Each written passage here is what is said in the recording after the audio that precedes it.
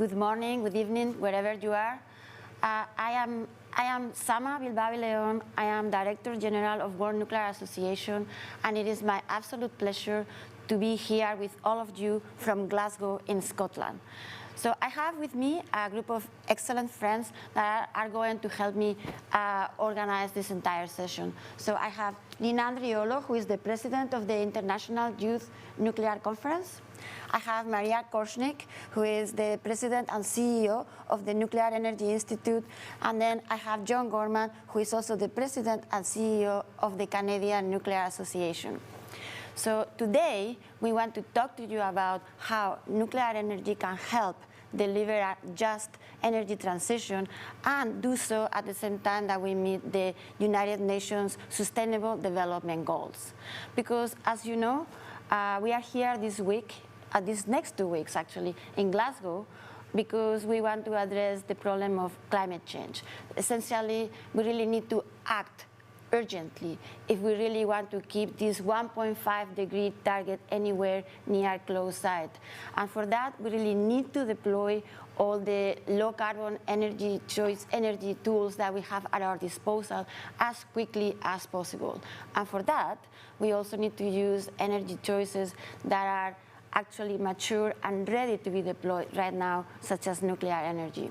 So in that sense, nuclear energy provides us with an excellent opportunity not only to decarbonize, but to do so in a way that we can achieve abundant, affordable, clean energy for all, which is essentially what we are going to need in order to meet the United Nations Sustainable Development Goals, meaning that everybody in the world is going to be able to achieve the same standard of living that we already enjoy in some countries at the same time that we preserve the climate and we preserve the planet.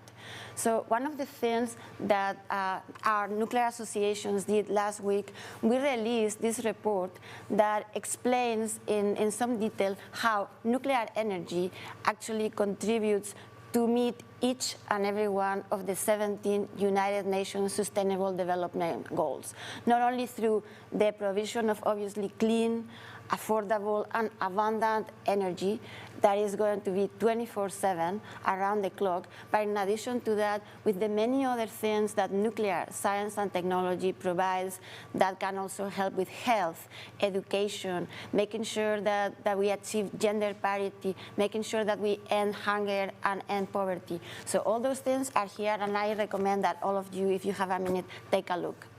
So in order to talk about all these ways, the many ways in which nuclear energy and nuclear science and technology does contribute to sustainable development and a just energy transition, we have a number of guests. And one of them is my friend Scott Foster, who is the director of the climate energy at the United Nations Energy Commission for Europe. So Scott.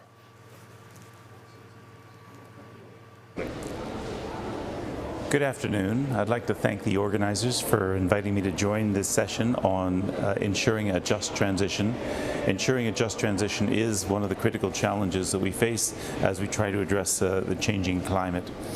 We at UNECE, we've been working very much on helping countries achieve their objectives under the 2030 Agenda and under the Paris Climate Agreement. And it's a bit of a challenge trying to find integrated solutions. On the one hand, with climate, clearly we're in the process of cooking our planet. We like to say we want to achieve 2 degrees or well below 2 degrees centigrade. In fact, we're on a pathway that's much higher than that. At UNECE, we refer to the fact that it's 10 past midnight on the climate change doomsday clock. In fact, it's gotten worse recently as the amount of fossil and the amount of CO2 emissions has been rising. On the other hand, we need to be able to ensure quality of life globally, a shared understanding of what quality of life is about. We want to put roof over the heads, we want to put food on the table. So what we want to achieve is integrated solutions, and that's what ensuring a just transition is about. Now, when we talk at ECE about the future, we've been working with countries in what we call our Pathways project. We've developed an entire modeling architecture that helps us evaluate the various options that countries might have. And in that way, we've been able to say, this country needs to follow this path, that country needs to follow a different path. Subsequent to the Pathways project, we've realized that there's a stepping stone on the way to the future, that is achieving carbon neutrality. So we changed our architecture a bit. Instead of trying to optimize both 2030 agenda and the climate agenda, we focused on achieving carbon neutrality. And that's what I'd like to talk to you about today. Now, when we think in terms of pathways, I'd like to talk about 4 journey images, if you will. The first one is when you come to a fork in the road, take it. And everybody thinks it's a reference to either we go climate change addressing or we don't. In fact, it's more complicated than that. I refer to actually taking the physical fork in the road, and I look at the 4 prongs of the fork. There are more than 4, but if we're thinking about the different technology options that we have to take the fork. We have to take all of those options. We have to realize that every technology needs to make the contribution that it can make to a sustainable energy future, a sustainable future. I'll come back to that one. The second journey is a journey of 1,000 miles, starts with a single step. We cannot continue to delay. We've got to get moving. We've got to get moving as individuals. We've got to get moving as communities and as nations. So let's take the steps that we can take right away, put in place the programs and the processes that we need, and start acting. We need to get done a lot of things by 2025. We need to get more done by 2030, and so on. The third image of a journey that I would like to mention to you is that all roads lead to Rome.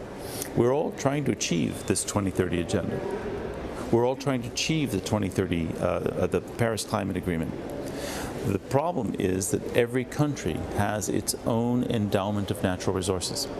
They've got their own legislative, cultural, regulatory heritage.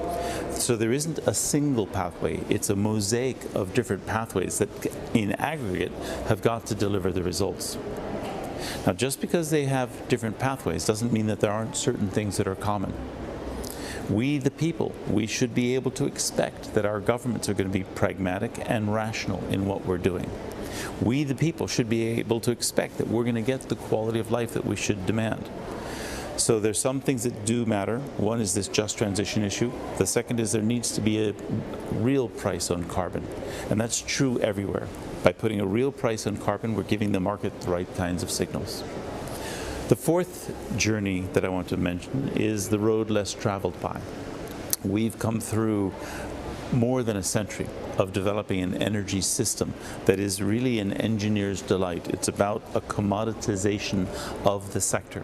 We're producing kilowatt hours, we're making sure they're available on demand within certain parameters. We're delivering tons of coal and barrels of oil and BTUs of gas. The problem is when we think in terms of that commodity approach, I make more money by selling you more stuff. That's the resource challenge that we're facing. What we have to think about instead is services. I need to sell you the quality of life that you deserve, that you demand at affordable prices. So I'm going to keep your house at 20 degrees. I'm going to make sure you get the lighting that you require. Suddenly it becomes my business model to manage my costs. And that means I'm going to make sure I have efficiency, I've got the right technology, I've got the right approaches on buildings, on mobility, and the rest of it. When that happens, suddenly we can get a significantly improved energy system. So let me come back to the fork. The challenge that we face is that by 2050, countries have got to cut, either by eliminating or by capturing, 90 gigatons of carbon. That's the results of our carbon neutrality work. And if we don't succeed in doing that, we will never have a chance of meeting the 2-degree target. How are we going to do that? Nuclear has got a significant role to play. They're part of the energy mix. They have to be part of the conversation. Fossil is not going to go away. I'm not Thanos. I can't just snap my finger and have fossil disappear. It won't happen. There are too many countries, too many communities that rely on the fossil system. 80% of the energy mix today is fossil. People don't seem to realize that. And with all of the work we've been doing over the last decades on advancing renewables, the mix today is still 80% fossil. So we have to think in terms of how do we address climate change with that reality? Meaning carbon capture and storage has got to be on the table. We've got to bring in renewables in a much more massive way, which means market design has to be reconceived. And then hydrogen. If we want a hydrogen ecosystem to emerge, we've got to put in place the right framework conditions that allow that to happen. So I would like to simply draw to the conclusion on nuclear power. If we want nuclear power to be part of that conversation, people are worried about the risks of incidents and accidents. People are worried about the cost. People are worried about long-term waste disposal, management and waste disposal.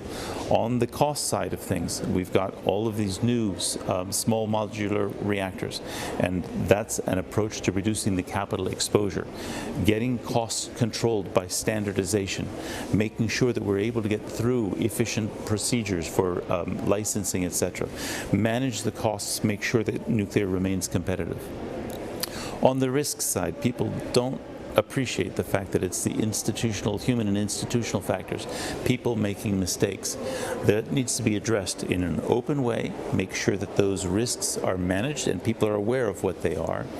Finally, on the waste side, we've got to reduce the amount of waste, minimize them as much as possible using technology and the different nuclear technologies to minimize the waste. And then when we manage them, we can recover for future uses in breeder reactors, etc., and then manage the risks of the disposal so that people aren't concerned. By bringing nuclear into the conversation, it then can be part of an energy mix that's holistic. So our view, based on the results that we've got so far, we're going to see fossil with carbon capture and storage. We're going to see nuclear. It's an important element. We've got to drive forward on renewables, and we've got to develop that hydrogen ecosystem. Overlying all of that is a significant improvement in the efficiency of the energy system. We've got to think in terms of quality of life, quality of service. I think I'll stop there and like to thank you for your kind attention.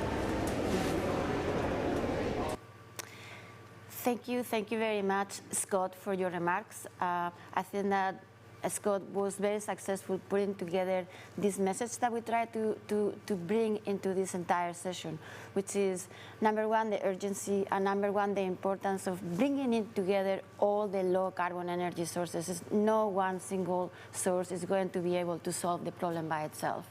So that's a very good message. Thank you, Scott. Maria. Great. The floor is yours. Thank you, Sama. Always glad to be here. You know, one of the things that we all agree on is the urgency of the problem. I mean, that's why we're here at Glasgow. And so I'm just eager to participate in this conversation with you today to talk about how to get there. You know, over the past few years, if you reflect on it, the conversation relative to the climate crisis has really changed dramatically. I mean, it's no longer a debate on the fact that we have to act swiftly and at scale. You have governments and you have companies that are all charting out their pathway to decarbonization.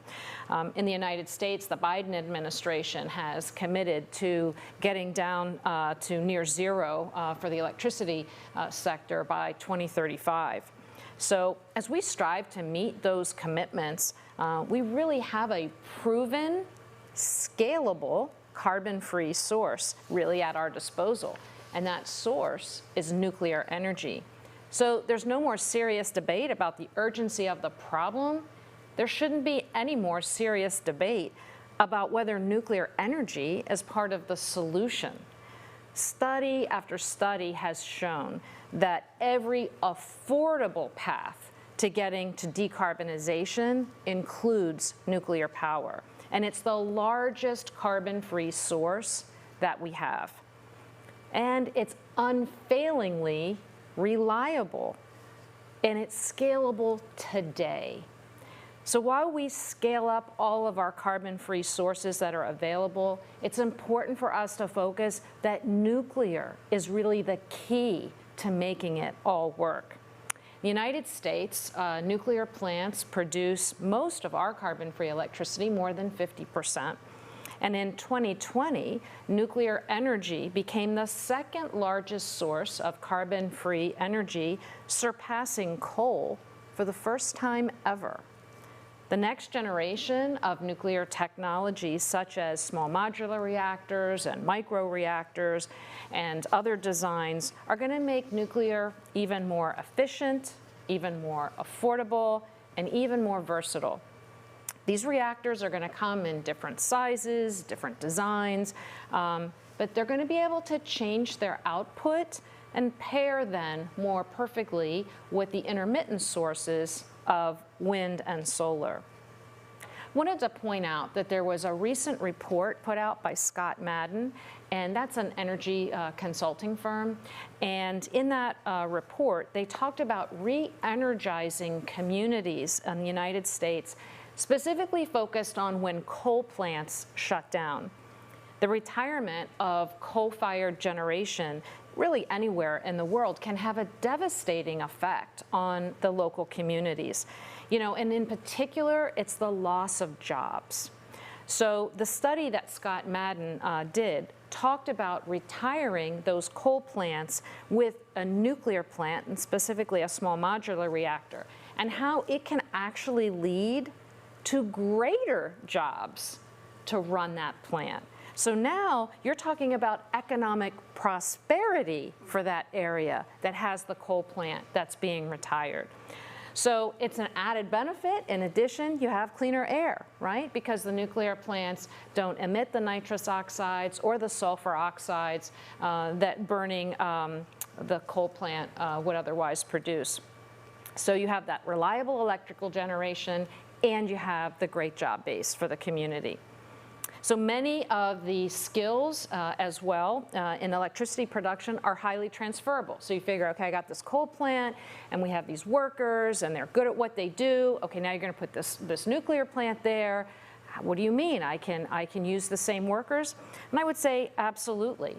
I know firsthand, having worked at a nuclear plant, we would bring the folks down from the coal fleet and they would work with us for our refueling outages. So we worked side by side, hand in hand together to do these refueling outages. And so if you reflect on that, you say, wow, I have this wonderful resource and it's already connected to the electric grid. So I can reuse that transmission, which is difficult to put new transmission in. So you don't have to put new transmission. You can use the transmission that's already there. You have the job base that's there. Again, you can repurpose those skills. You know, if you think about it, whether you're burning coal to turn water into steam, or if you're using nuclear heat to turn water into steam, once you turn it into steam, we're pretty much the same. Right? The power plant side of these is very similar. Again, that's why the job transference is so easy to see. You need mechanics, you need electricians, you need instrument and control technicians. It's equivalent across both of these energy sources. And what we're finding is there are already places that are interested in doing this. In the United States, in Wyoming, for example, they are siting a small modular reactor or a new reactor at a place with a retiring coal site. And they're partnering to do that with TerraPower. And other states are watching. So North Dakota's interested, Utah's interested, West Virginia has expressed interest. So this is a really interesting time, I think, in the United States to demonstrate and to show that this is doable. And you know, as the world transitions away from the fossil fuels, again, I think nuclear can really prove that it is really the key to making this transition. And not just any transition, but a just transition, as Sama mentioned, right? This is a transition that boosts economic growth, it boosts public health, and it boosts energy independence. So when we invest in nuclear energy, we make these great high-paying jobs in these communities that badly need them. You know, and we're privileged in the United States to have an administration that is so supportive. They're really working to ensure that nuclear generation, both our existing fleet and this exciting new fleet that we talk about, is really part of the energy transition. They understand the important role that commercial energy, nuclear energy will play in meeting our climate and economic recovery goals. And they're doing this, the legislation isn't across the finish line yet, but they're actually putting this in legislative language that is going to really help the current fleet as well as create incentives for that future fleet. And now it's my pleasure to introduce one of the administration's nuclear champions, Dr. Katie Huff, and she's the Acting Assistant Secretary for the Office of Nuclear Energy.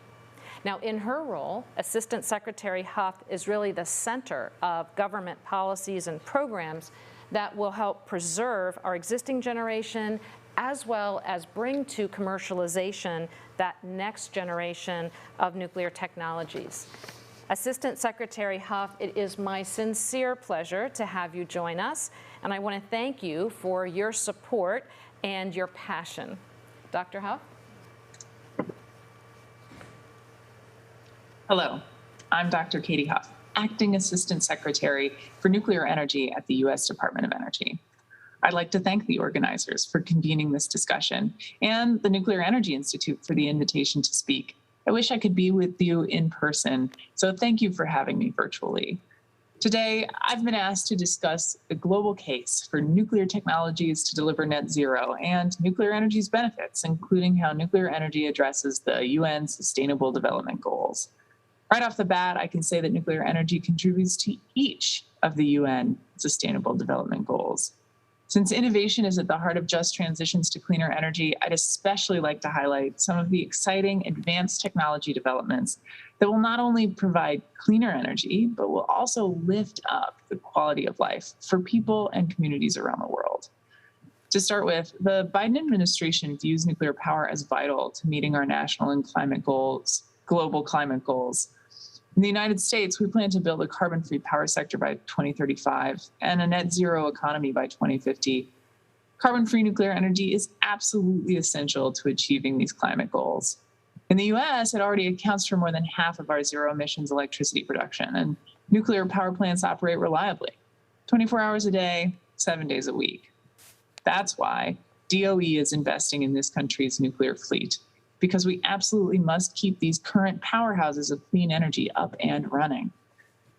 But we're also excited about the next generation of nuclear energy technologies.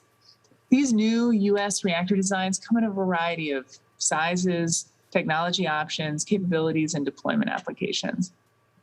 Smaller scale systems on the cusp of commercial deployment will allow nuclear energy to provide flexible, reliable power generation for off-grid or remote communities. Imagine bringing clean energy to all corners of the world. More clean drinking water for our water-constrained planet. Imagine decarbonizing transportation, such as shipping and aviation, with hydrogen, synthetic fuels, and electrification. Innovative nuclear systems can make all of this possible. They can also be directly coupled with renewables, enabling their wider use. And nuclear technologies contribute to the betterment of humankind by way of life-saving medical applications and space exploration. So we are shifting nuclear energy research, development, and demonstration into hyperdrive to make new designs a reality. We're working with numerous vendors to deploy their technologies within this decade. In the United States, the Nuclear Regulatory Commission has issued its final safety evaluation report on NuScale Power's Small Modular Reactor, or SMR, design. DOE has partnered with both NuScale and Utah Associated Municipal Power Systems to commercially deploy this first-of-a-kind reactor technology in the state of Idaho. But looking beyond the United States, many countries are identifying nuclear energy as a key component of their climate plans. Deployment of SMRs and other advanced technologies will be an important contributor to decarbonizing the global power sector and achieving a net zero future. Just earlier this week, Special Envoy for Climate, John Kerry, and Romanian President Iohannis announced Romania's intent to build a first-of-a-kind US SMR plant in Romania. This step will create jobs and economic opportunity in both countries, and can also build significant momentum for reducing emissions across Europe. I would also like to mention that DOE is supporting demonstration and deployment of Generation 4 technologies that will be operational by 2028 in the United States, such as X-Energy's small modular high temperature reactor. These technologies will support generation of clean electricity and empower decarbonization of our economies. Hydrogen production is also incredibly important to DOE right now. We have significant work underway with respect to nuclear-derived hydrogen, and just last month, DOE announced its support to demonstrate technology to produce clean hydrogen using nuclear power at the Palo Verde Nuclear Generating Station in Phoenix, Arizona. DOE also plans to award funding to create hydrogen hubs with an emphasis on the use of hydrogen produced from nuclear power plants. Another important area where there are exciting developments is the use of SMRs, small modular reactors, to support communities as they transition from coal site closures and retiring coal plants. As coal plants retire in the United States, we are keen to pursue solutions for providing reliable and clean energy, as well as job opportunities to the surrounding communities. Those coal sites offer substantial value in terms of their existing power grid and other infrastructure, their ready access to water resources, and a local skilled workforce. All of this brings opportunity for people who work all along the value chain associated with existing coal plants. A community's transition from coal to nuclear could lift those workers up by bringing jobs to construction workers and project managers, engineers, electricians, technicians, and more. To that end, DOE has awarded a cost-shared project to TerraPower to support accelerated deployment of Natrium, a sodium-cooled reactor design at the site of a coal plant in Wyoming that is slated for retirement. Once the first unit is operational in 2028, the Natrium plant will support flexible operation as it works alongside renewable energy sources. As you can see, environmental justice is also very much a part of our innovation story in the Biden-Harris administration. That's why I'm delighted that the Clean Energy Ministerial's global Nice Future initiative will be bringing together an experts group to research impacts on social equity and economic empowerment under a project called RISE 3. This project will examine issues of environmental justice and the roles and impacts of nuclear energy on communities, including coal transitions.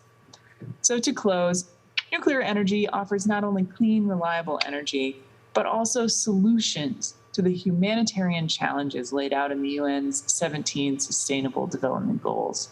It can alleviate poverty, spread economic opportunity, and truly lift up communities. With nuclear technologies, we can bring real solutions to bear if we work together. So let's work together. Well, thank you very much, Assistant Secretary Huff. We very much appreciate your remarks today, and we appreciate the work that you do each and every day in the Office of Nuclear Energy. And now I would like to have the pleasure of introducing our next speaker, John Gorman. John? Thank you, Maria.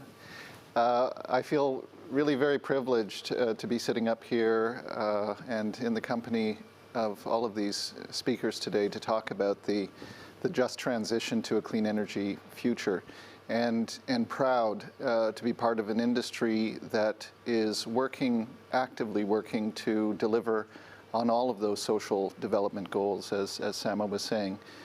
Nuclear technology is just so remarkable in that sense that it can be so flexible, produce so much clean energy, but be used at the same time to really help create a more just world. I was thinking about this recently just in terms of the opportunities that these crises can create if we treat them properly. COVID has proven to be more than just how many jabs can we get in people's arms, right? It's become an imperative for us to ensure that we protect the vulnerable first, which we've done, and not just our elders and people who are predisposed to suffering from COVID, but people in developing nations and other people that need protection first. So it's not just about the number of jobs. We're all jabs in the arm. We're all in this together. And similarly with the climate challenge, it's not all about reducing GHGs. it's not just about that. I mean, of course, we have to do that, but the fact is that we have an opportunity here as we go down this pathway, as Scott was saying, down our individual pathways, to be able to create a more just world. So nuclear in this just transition is focused on meeting those sustainable development goals. And in the Canadian context, where I'm from, of course, part of that just transition involves being exclusive and addressing the issues of Indigenous people in Canada. And certainly many of the countries at COP today are grappling with this same issue. So Canada is grappling both with climate change, but also with issues around reconciliation with Indigenous peoples. And both of these challenges can be addressed. And nuclear is going to play an important role in that. We've heard from Maria and others that not only do we have a long history of producing clean electricity, but the next generation of technologies is scalable. It's going to be able to produce heat, very high temperature heat, electricity, and hydrogen, as well as do things like desalinate water. In the Canadian context with our Indigenous communities, many of them northern, many of them not connected to electricity grids, many of them using diesel to power their communities. This is an opportunity to work with our Indigenous people in partnership to use small modular reactors to produce heat and electricity and even hydrogen to help improve the quality of life. And as Maria said, to use the small modular reactors to work in harmony and support intermittent renewables like wind and solar. So our next speaker is going to be talking about Indigenous perspectives and relations. And I'd like to introduce him. It's Bob Watts.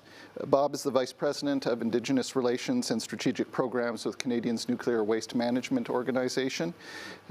He is also a Senior Fellow of Reconciliation with the First Peoples Group. Bob, I think your group did a tremendous job the other week holding an education session for our entire industry in Canada. Of course, your work with the Truth and Reconciliation Committee in Canada, that landmark work has been very much appreciated. So, Bob, welcome. Hello, my name is Bob Watts. I'm the Vice President of Indigenous Relations and Special Projects at Canada's Nuclear Waste Management Organization. I'm really pleased to be with all of you virtually for the COP26 conference in Glasgow. As all of you know, we're facing a world crisis. We're at this critical juncture and we need to take action. One of the things that we've seen and experienced here in Canada is the significance and the importance of inclusion, and in particular, ensuring that Indigenous people are part of all the work that we're doing.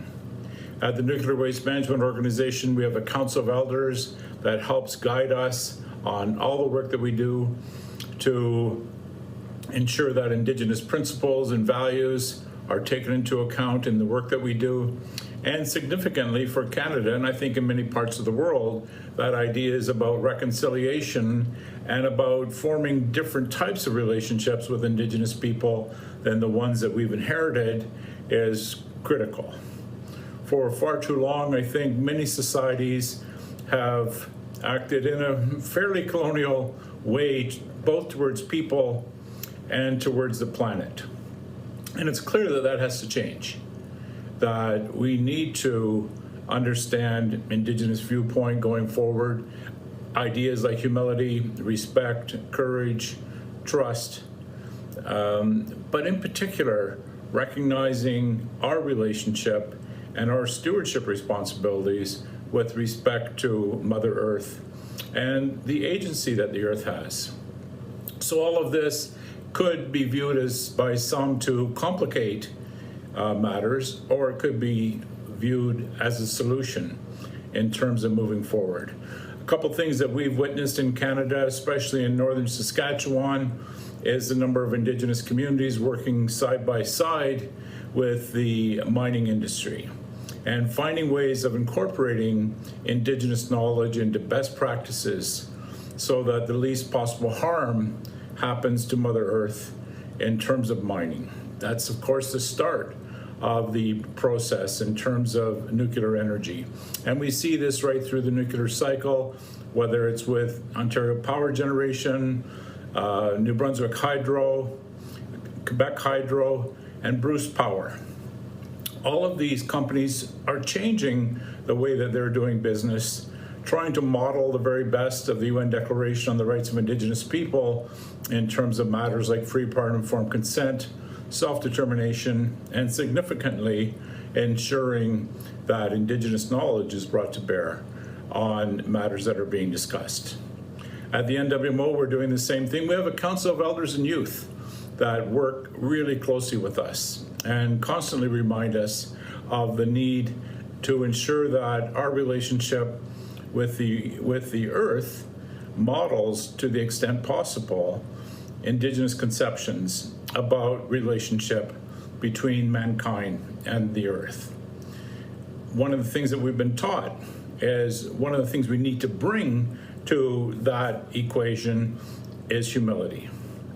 And when I think about us as a world, it's something we need to think about. We've had some good practices over the last little while. I can really see that we're kind of changing the way in which we work. When we look at the small modular reactor work that's been done in Canada and the amount of outreach that was done and input provided by Indigenous people about how we think about small modular reactors, I think that's a really great example in terms of what does that roadmap look like. We know that there's plenty of opportunities in terms of employment, in terms of procurement for Indigenous people, but from what I'm seeing, all those things are important. The importance of economic development, the importance of employment, but not more important than our relationship with the earth. That comes first. I just finished up a meeting with a number of leaders and elders here in the province of Manitoba, and that's the message that they delivered crystal clear. It's first of all, we're thinking about water, we're thinking about plants and animals, we're thinking about the planet moreover, and climate change and how that impacts on all of us, and all of those things become foundational in terms of trying to build things like an economy, trying to ensure that Indigenous people aren't left on the sidelines in terms of development, but play an important role as decision makers, not just as stakeholders. So this requires some fundamental rethinking in terms of the way that we do business, I think both nationally and internationally. I'm really looking forward to hearing the results of the work that all of you are doing in Glasgow. The world needs you to do incredible things. Best wishes. Thank you so much, Bob. I guess now we're going to do a little bit of future casting here and talk about the importance of future partnerships, and in particular the next generation. And so, Lena, if I could ask you to tell us a bit about that. Yeah, thank you very much. So an important aspect, I think, when it comes to just transition that will allow us to meet the Sustainable Development Goals is with regard to the workforce development, because you will need to ensure that your workforce is ready to operate the systems that will allow you to have these just transitions. And so it really comes down to how do you attract, retain and develop your young generation in the nuclear field. And here I think that young generation networks have really an important role to play. Why? Because first, they communicate in a different way. The youth has this very own capacity of being very relatable, very fresh when it comes to communicating. So that's the first point. Second, by performing outreach activities and providing training opportunities, should it be technical or leadership opportunities, really developing the skills that you need in the future positions where you will be when joining the field. And all of this really ensures that you have your future workforce highly skilled, very well connected to ensure the just transitions. And again, for me, the role of the Young Generation Network like IYNC is really key here. Now, for those of you who are not familiar with IYNC, we are a global network of young nuclear professionals that supports knowledge transfer between generations and across international boundaries, promotes the peaceful uses of nuclear science and technologies, and communicates the benefits of nuclear power as part of a low-carbon energy mix. Now, our network currently extends across 46 countries, where we work with our national representatives and existing young generation networks, such as the UK YGN, which has been leading our presence at COP here this year. And we do have various activities, but I would like to outline really one which is key when it comes to workforce development and really related to knowledge transfer, which is also an essential element for this development. It's our biennial conference. The next one is going to be held in Sochi end of May next year. And this is really an opportunity for the global youth to come together, to exchange ideas, to perform knowledge transfer with the current generation of leading nuclear professionals, and really best practice sharings. Now with this, I would like to introduce now Dr. Evelina Chang. So Evelyn is a general practitioner at Texas Cancer Center in Kenya. And she's a young doctor who enjoys the field of nuclear medicine and oncology. She also served as Innovation Officer for IYNC from 2019 to 2021, and is currently also the Deputy President for the African Young Generation in Nuclear.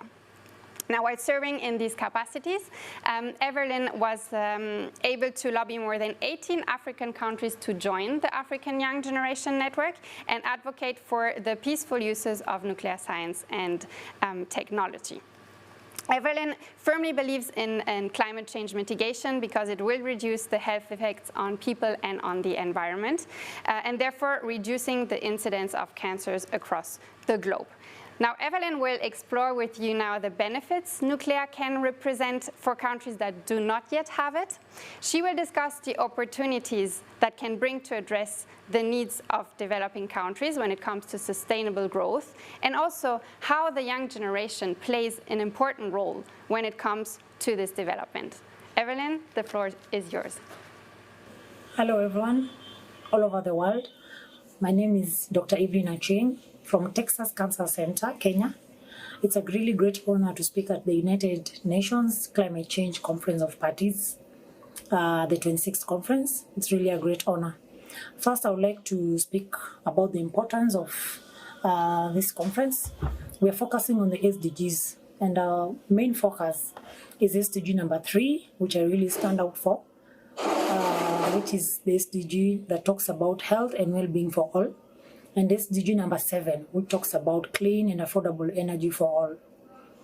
So health is very dear to my heart, and on issues of climate change, it's very important to focus on health, because if we have polluted air or contaminated air or air full of carbon emissions, it poses a great health risk and environmental risk to humans and animals. And of late, we've seen there's been a very high numbers of cancer all over the world, and especially lung cancers have been on the rise. It's because of inhalations of polluted and contaminated substances through air. So, you know, climate change can be mitigated, and we can all fight climate change by setting up favorable policies across the world. Both the high and low-income countries should come together and participate in this conference, and also come up with policies and programs on how to mitigate climate change. There are various benefits of low carbon emissions, particularly in healthcare. If we have low carbon emissions, then we'll have very few people who will be sick. We'll have very few cancer incidences, and therefore the environment will be safe for even our future generations. We're not only living for now, but we're also representing the future generations, and we need to find and also live a clean environment for the future generation. Remember, Africa highly depends on agriculture, and if we have a lot of carbon emissions and we have various effects and changes in climate change, we'll have a lot of drought and famine, and people are going to die from this drought and famine. So we need a good environment free from climate change that will enable farmers to plant their crops and have adequate rain for their animals and plants. Nuclear technology is very dear to my heart, especially nuclear medicine, now that I work in a cancer center. We deal mainly with diagnosis and treatment of cancer through chemotherapy and radiotherapy. Now, radiotherapy treats more than 50% of cancers and is a very good tool, especially for patients who present to hospital, whether early or even in late presentation. So cancer has been on the rise, and government should invest in cancer treatment and diagnosis. We need more trainees, and we need more young people to be involved in nuclear technology, especially nuclear medicine, and in the field of radiation oncology. I've worked for IYNC as the innovation officer in last year, and I'm also currently the deputy president of African Young Generation in Nuclear. And IYNC has been really at the center of advocating for young people to be involved in nuclear science and technology, and advocating also and working closely with governments to ensure that countries implement nuclear science and technology. There are many programs that IYNC has, and we also have programs on climate change. And by that, we advocate for young people to be involved in programs to mitigate climate change. We have a program called Innovation for Nuclear, whereby young people can submit their projects. They can submit their research projects where they have a project that, for example, talks about mitigation on how to reduce carbon emissions to below zero, which is possible. And yes, we can. If we put stringent measures in place to minimize carbon emissions, especially in industries, we need to minimize carbon emissions as much as possible. As you can see, the world is really affected. Many countries are facing drought and famine. People are becoming sick. There's a lot of cancers. There's a lot of respiratory infections due to this contaminated air. And also countries abroad, there's a lot of heat during summer, there's a lot of heat waves during summer. And in some places it's extremely cold, going to below negative 10 degrees Celsius. So all these climate changes have affected us in various ways and in various capacities across the globe.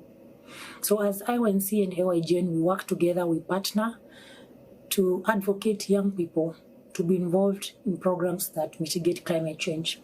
We also work closely with government and also UN programs that UN chapters like IAEA that help us participate and also work together in trying to mitigate climate change.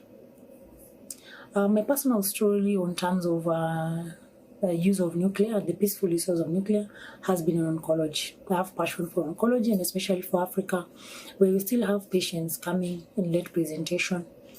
And cancer has been on the rise, and our government should increase budget allocation for cancer treatment and earlier diagnosis.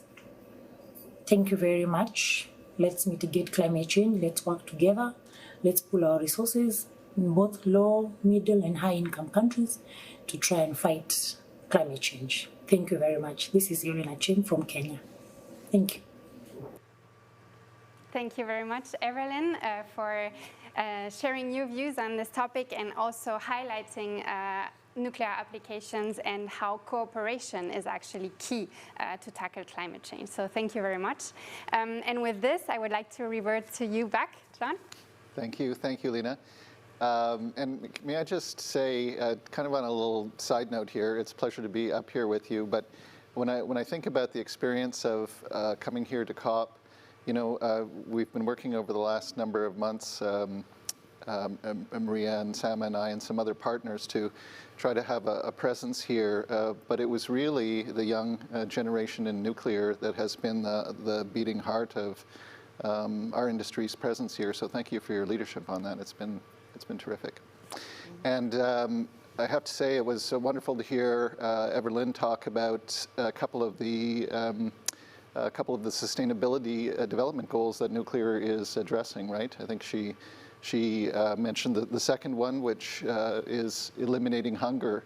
And people don't often talk about the role that nuclear is playing in irradiation for foods, which not only eliminates things like E. coli and listeria, but also extends the life of those foods, and which is so important in developing nations.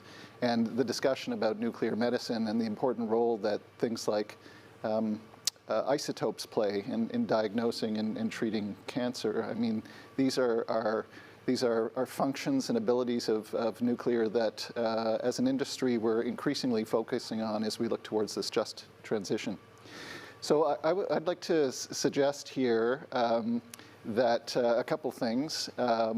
Firstly, for those of you watching us virtually, and the audience is all virtual here today, if you do have questions, if you could submit them, we'd be happy to take them, and I believe it's my role to direct the questions to our panelists. But in the interim, maybe we can take a moment to talk a little bit, maybe elaborate on the remarks that we made at the opening, and then perhaps after we've done that, hand it off to Sama. I'm giving you like some advance notice here, just to facilitate a conversation for us, and unless we get the opportunity to answer some questions. So I don't mind beginning, and I think what I'd like to do is talk a little bit more about something Maria really focused on, not the economics and the jobs, which is so important, but this ability of this next generation of nuclear, these very scalable small modular reactors to produce very high temperature heat. And that is I think often we think about nuclear in terms of clean electricity, but that heat is really what's allowing us to do things, again, back to the Canadian context, to not only deliver clean electricity, but also heat and the ability to produce hydrogen to help these Indigenous communities to really improve their quality of life. So could we perhaps go to Lena is there anything else that you'd like to add to your comments about the role of the next generation, or the pathway to a more just clean energy future? Yeah, so what I would like to add is that I think that it's very important that these discussions are very inclusive, in the sense that it is important that the voice of every individual and community is heard when we talk about just transitions, and also, of course, the importance of youth, because youth is the youth of today is actually the one that is going to be dealing with the effects of climate change, right? And so having their views, and also making sure that they are prepared and get all of the knowledge that they need and the training that they need to be able to, get ready for operating systems that might be able to mitigate the effects of climate change, and also allowing to address different sustainable development goals, as was mentioned by Evelina. I think here it's really key that youth is part of the conversation. So. Thank you, Lena. And Sama, did you want to add to your opening remarks? Yes, thank you, John. I would say that maybe start by giving the good news that I started with, which is, of course, the fact that nuclear energy is going to be able to provide this very fast and massive decarbonization that we absolutely urgently need.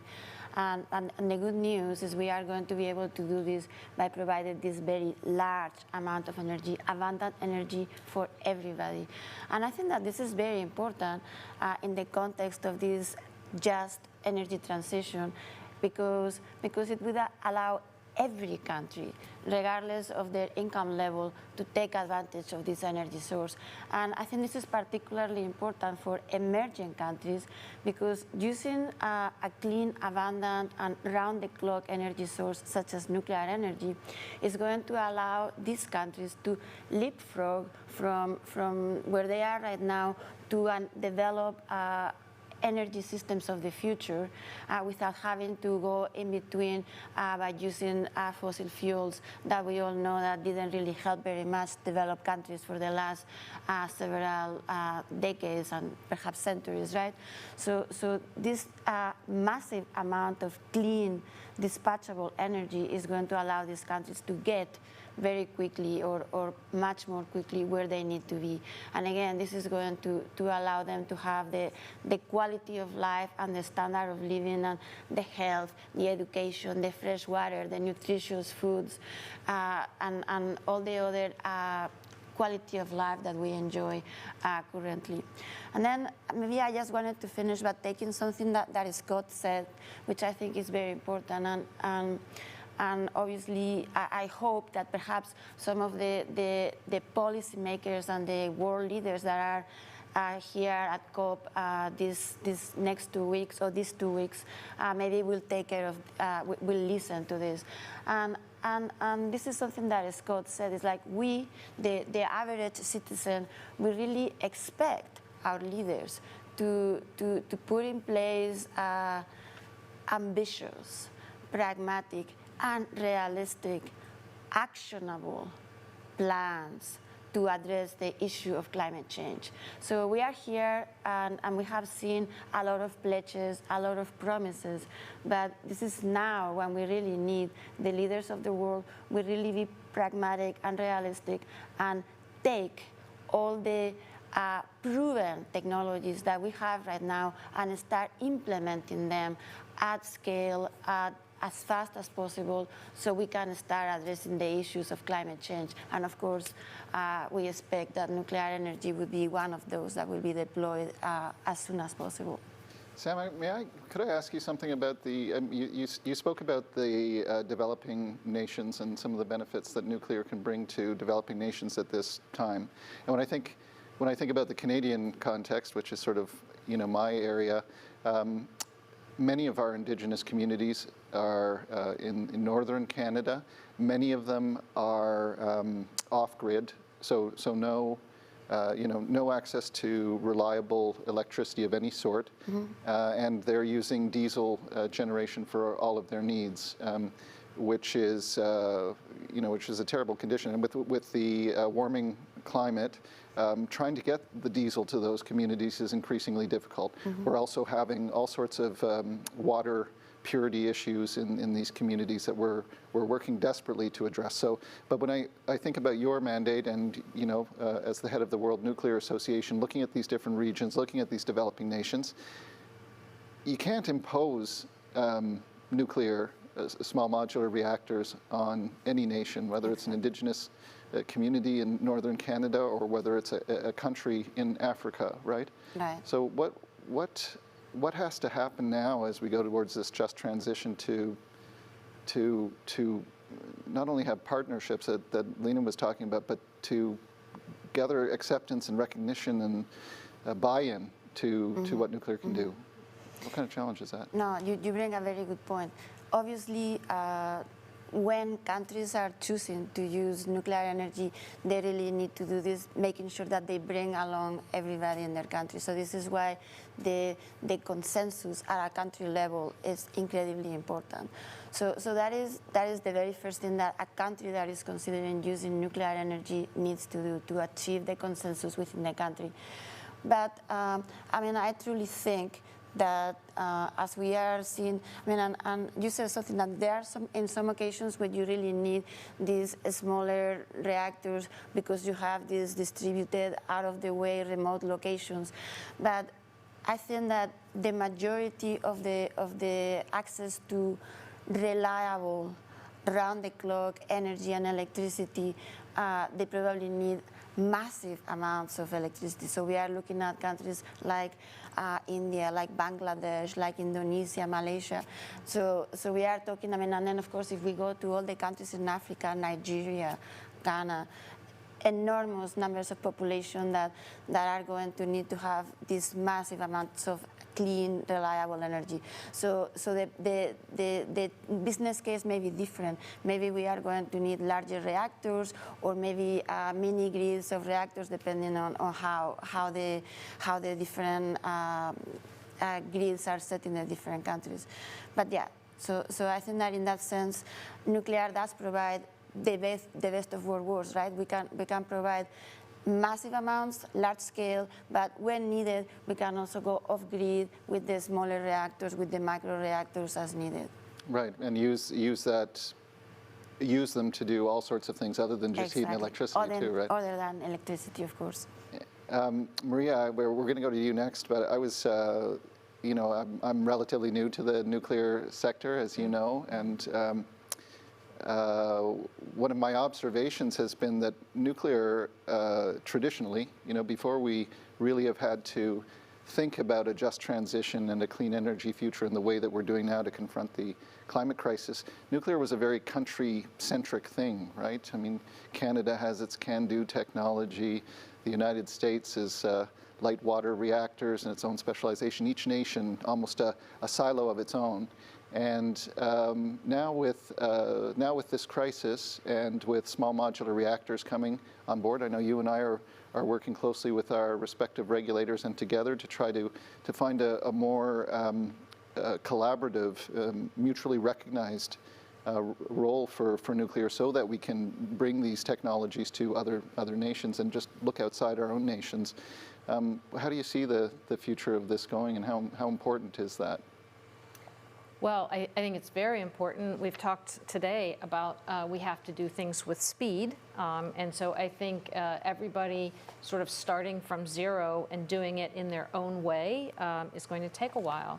And so it's one of the reasons that you and I got together and talked about if any two countries could rationalize a regulatory process, it would seem that it could be the US and Canada, as we are sharing a border, and we are, you know, very aligned in many ways. And so we are working with our regulators, each of which need to make their own decisions, but there are ways to do that very efficiently, where they can have discussions, share ways of thinking, and it would be nice to see, and we have some things that they're working on, but to see some progress in that way as we bring these new designs. I know there are suppliers that are simultaneously getting their license in the United States and also looking to be licensed in Canada, for example. So we have wonderful examples for our regulators to work together. And I'll just say I'm cautiously optimistic right now. I think we've heard good things from each side, and I think now is the opportunity to show and to prove, because we have some good products that are working through the system. But I will share, although maybe each individual country looks different, if you look where that technology came from, there was always been a lot of technology share in the United States. And whether that's a Westinghouse reactor or a General Electric reactor, sort of that was the beginning, and then it gets maybe specialized by different countries. And so I look very forward, as we're bringing these new makes and models that we're talking about to the forefront here in just the next few years, that it's going to be a wonderful opportunity for a variety of nations to really reach out and want to take that technology and be able to create what Sama talked about, which is, you know, economic thriving economics in their country, and clean energy and clean air. And so I think there's a lot of work to do, but I'm optimistic that we have the talent and the designs to get us there. We just don't have time to waste. Yeah. Well said. So really, though, this is just the starting line, right, of that larger collaboration and recognition that we need to roll nuclear out in a big way into new jurisdictions. And I'm wondering, Lena, when we think about the role that the next generation is playing, and Sam and I were talking earlier about the fact that, you know, COP next year is going to be in Egypt, I think, probably, right? An area where, you know, I'm not sure how many inroads we've had. So when, Lena, from your perspective, when you look at these places that aren't employing nuclear right now, is there a growing interest by the next generation in looking at this technology and trying to open up the channels for nuclear to be adopted in those nations? Yeah, definitely. What we have been seeing at IYNC is that in countries where you do not have yet nuclear, there is a great interest for the young generation to actually push for this nuclear implementation, I would say. So the youth is really convinced about the benefits that nuclear can bring to their countries, also creating job opportunities for them, tackling climate change, all of this coming together. And so even in countries where you do not have nuclear, the youth is really pushing to having the right frameworks in place to allow this development. So definitely I would say that the young generation is very much interested, especially in Africa, to develop nuclear technologies and applications. How long have you been involved in Next Generation? Me personally? Yeah. Since 2014, so quite a long time. And have you noticed a shift with the young generation over time in terms of receptiveness or interest in nuclear vis-a-vis other solutions? Yeah, so what I have noticed is a shift in the way we perceive ourselves. I would say that the young generation in nuclear today is very proud of being part of this industry, who is actually enhancing the life of individuals and communities, and a solution as part of I would say, holistic energy system when it comes to climate change. And we are very proud to communicate about that as well, which was not the case, I would say, maybe 10 years ago. Yeah. Yeah. You know, it's interesting. So I was saying I'm sort of new to nuclear, but I've spent the last 22 years as sort of an environmentalist and also a renewables person, right? And so as a developer of renewables, as an advocate and the head of a renewables association in Canada. And when I left that sector to join the nuclear sector, and this was only two and a half years ago, there was quite a bit of friction, you know, with the renewables folks and some of the environmental groups. And just a couple of weeks ago now, just to show you the state of change, we launched something called the Electricity Alliance of Canada, which is the coming together of the heads of industry for solar, wind, water, nuclear, and marine power. Mm-hmm. And so I'm sensing this very palpable shift as well. And I think the one thing that we know for sure is that the more that people know about nuclear and the facts, the more receptive and eager they are to use the technology. So I'm going to suggest here that we hand it over to Sama, maybe for just a comment on some of the discussion here today, because we're getting towards the end of our time, and of course Maria is going to sort of take us home. But would you mind kind of pulling this together for us? Yeah. No. So thank you, John. No, I would like to maybe bring to you together the fact that as we accelerate, or as much as we can, to address this huge challenge that is climate change, particularly as we all finally are seeing the edge of the precipice in front of us, and I think that hopefully the decision makers are taking action much more seriously. I think that what we've hopefully made you aware in this session is the enormous opportunities that nuclear energy brings to support this effort and to make it much more realistic, much faster, and more importantly, inclusive and just for everybody in the world.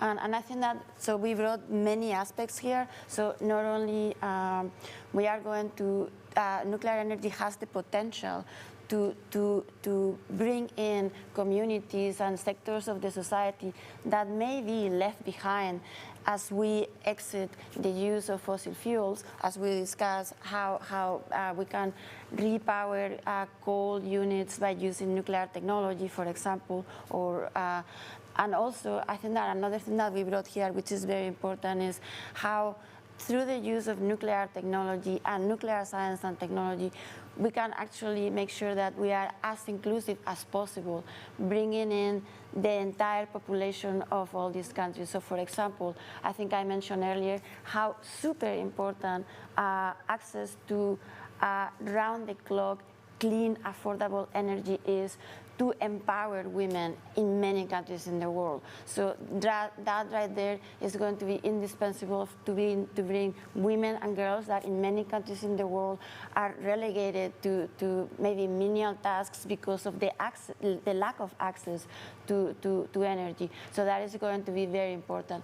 And then of course, I thought that what Lina mentioned and what we heard from our speakers, the very important role that the next generation has, and luckily has already taken and is already running with it, because clearly you are inheriting a problem that our generation and previous generations have left for you. So it is fabulous to see how there is all these young people around the world that are proud to work in the global nuclear sector, because they know that what they are doing day in and day out has an enormous impact to make the world slowly but surely a much better place. So I think that's more or less where we are. So back to you, Maria. Great, thank you, Sama.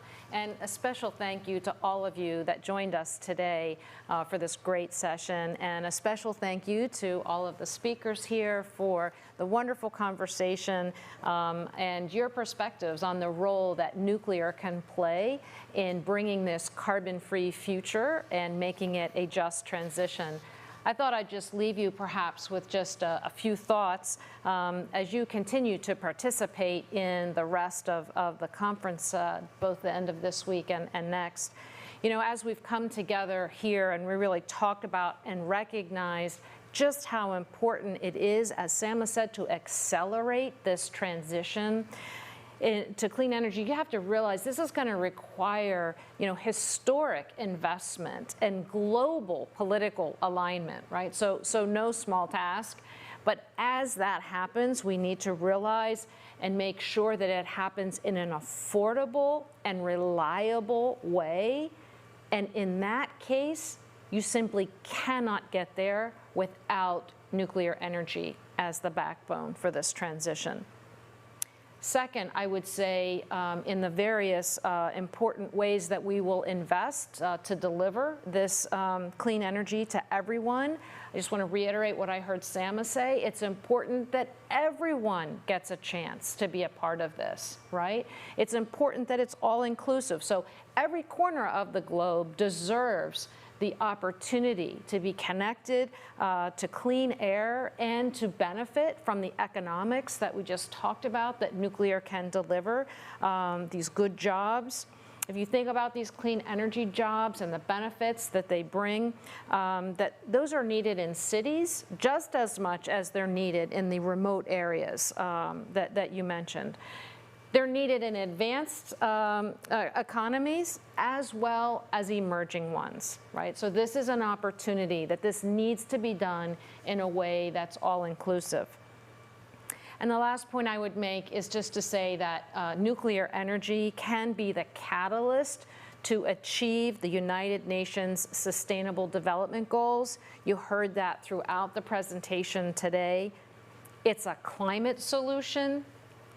It's a public health solution, and it's an economic empowerment solution. That's powerful. That's nuclear energy. So thank you very much. On behalf of the World Nuclear Association, the Canadian Nuclear Association, the International Youth Nuclear Congress, and the Nuclear Energy Institute, please, thank you very much for joining us, and please enjoy the rest of the conference.